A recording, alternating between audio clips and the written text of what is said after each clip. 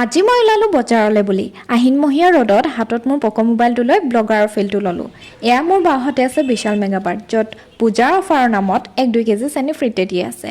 এইবাৰ সোমালোঁ এখন দোকানত, চাৰিওফালে পুতলাই গুৰি আছে। ল'বলৈ মন যোৱা মনটোক মেচিয়ৰ বুলি কয় শান্ত কৰি থলোঁ। আকৌ এখন দোকানৰ চুকত গ্লাছখন দেখি নিজক এবাৰ ওপৰৰ পৰা তললৈ চালোঁ।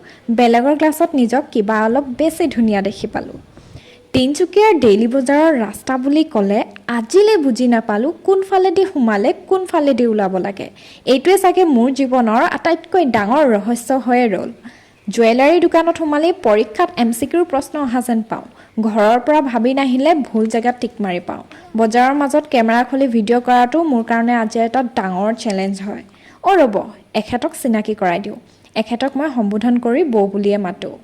একো নিকিনো বুলি ঘৰত কৈ অহা ছোৱালীজনীয়ে দৰ্জী দোকানত বাৰু কি কৰি আছে? কাকো নক'ব হা।